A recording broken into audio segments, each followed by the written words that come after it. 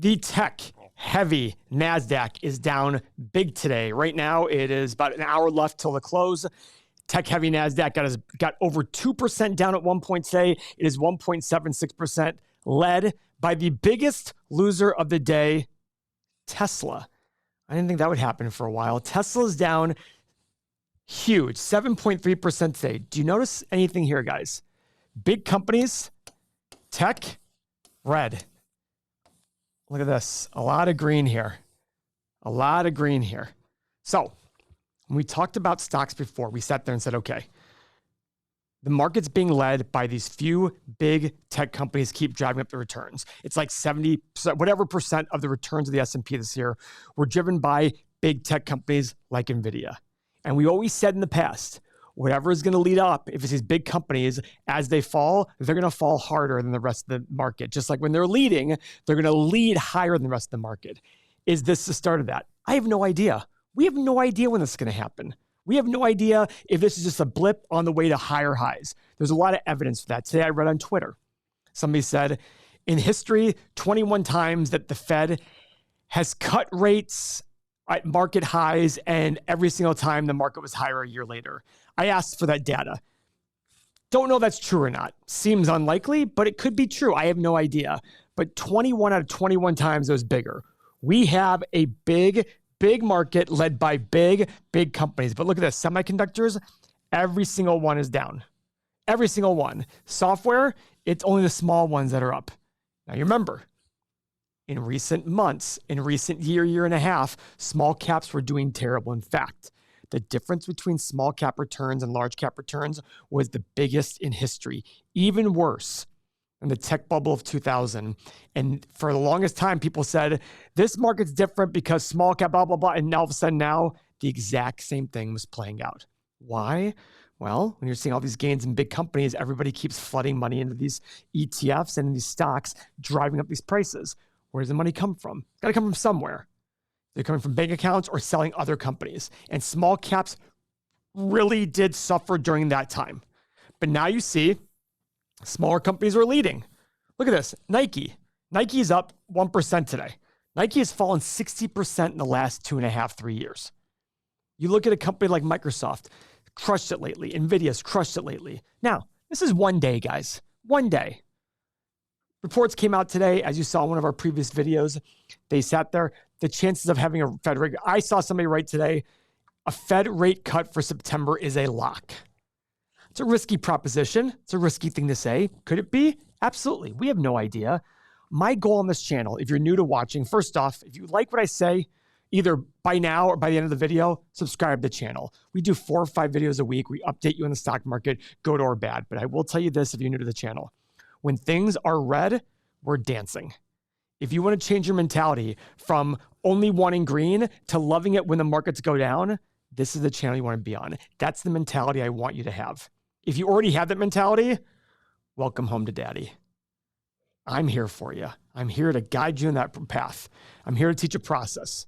And that process involves looking at the markets and looking at value. Value is the most important part. Price versus value. You want it when value is above price. And I think at a lot of these big companies lately, it's been hard to find a lot of value in there. It's very difficult when stocks are flying high for whatever reason, rational or irrational. The stories all make sense. The story is wonderful, but you got to include the numbers in there. When you include the numbers, the whole picture comes across. But most times people are only focused on the story, and the story is wonderful. But guys, if you only care about the story and you don't care about the value, you're going to pay whatever price. The story is the same whether NVIDIA is at $5,000 a share or $5 a share. The story is the exact same. So I encourage you to learn this process of understanding price versus value. Costco just announced increase in their membership costs. Everybody loved it. Now Costco is down 4% today. Things just eventually quit. Listen, there's a lot of great news that can happen. Things can get fundamentally better and still stocks go down. Why? From exhaustion. And things can be turning around, stocks go green. These things happen. What matters is understanding the long-term outlook of these investments, no matter what it is. So guys, the big reason the market tanked today was CPI. Mo, what did CPI report today? Inflation has fallen in June for the first time since 2020. So this is a pretty interesting report to come out today because you would think that markets would react positively to this. We've finally had some deceleration in inflation. So if we look at this, consumer price index CPI declined 0.1% over the previous month and increased just 3% over the prior year in June. A deceleration from May's flat month-over-month increase. Now, when looking at this, you would think you would hear that and the markets would be flourishing. They would be so happy. Rate cuts are coming, yada, yada. Right now, the NASDAQ is down 1.27%. That is your tech-heavy NASDAQ. The Dow is basically flat. The S&P is down about 0.5%. So what does this all mean? So if we pull out the stats from the Bureau of Labor Statistics, you can see in here the breakdown of items that have moved up or down in inflation. And as we can tell, food at home and away, meaning restaurants, is still up. You still have those increases. It's up 2.2% overall with the food. Food at home, 1.1%. Restaurants, basically food away from home, 4.1% on the adjusted over the last 12 months. Now, if we look and break it down month over month, you still have these very slight increases going on. Now, where did the big drop come from? It was energy, obviously. You have gasoline coming down 3.8%. You have fuel and oil coming down 4%. And if you look over the long term, over the last 12 months, gas down 2.5%. Now, when we start looking at the bills in your house, I guess I am not seeing it personally. I just got my gas bill and electric bill. I'm still seeing these crazy increases. But electricity is down 0.7%. Gas, let's see, utility pipe gas services up 2.4%. That makes sense. You still have about a 4% increase on average between those two. Now, when we come down to more of the maybe more discretionary items, cars, still down 10.1%. But you have to remember here, this minus 10.1%, remember where used cars were. They were outrageous because nobody could find a new car. We had supply chain issues. So when I see a number like that, I go, well, this seems like an outlier here. I'm just going to throw that one out. Now, when we get to shelter, you still have, we're talking about apartments, etc. You still have an increase there. And that's something that's going to be very challenging. Nick, is your rent higher than it was back in, I don't know, 2021, 2020, somewhere in there? Yeah, it was. So, and I don't think those things are going to be coming down anytime soon. Because why? When you look at the bills that are going into these buildings, the labor that needs to be paid for it, somebody needs to pay for it. Unfortunately, that's going to be the renters, so that number's not going to come down. Transportation services, going on planes, going on public buses, still up 9.4%. It is down over the last month over month, but that's kind of what we are seeing out there in CPI land. I'm just completely shocked at the reaction of the market. And coming over to the Fed Watch tool, so they are going to be doing their 2-day event. So that's going to be the 30th and 31st of July. So Jerome Powell and the other presidents around the country are going to sit down and determine whether interest rates are going to be cut, stay the same, go up. That'll be Wednesday, July 31st. As of right now, there's a 91.2% chance that interest rates remain the same from 5.25% to 5.5%. Now, when we go to September, which is the next meeting, there is the highest number I have seen in a very long time. This is based on the market's kind of prediction. Market consensus as of this moment, this changes minute to minute, second to second, 84.6% chance that we are going to get an interest rate cut. I don't think that's a great idea, personally. I think interest rates should be higher than where they are right now.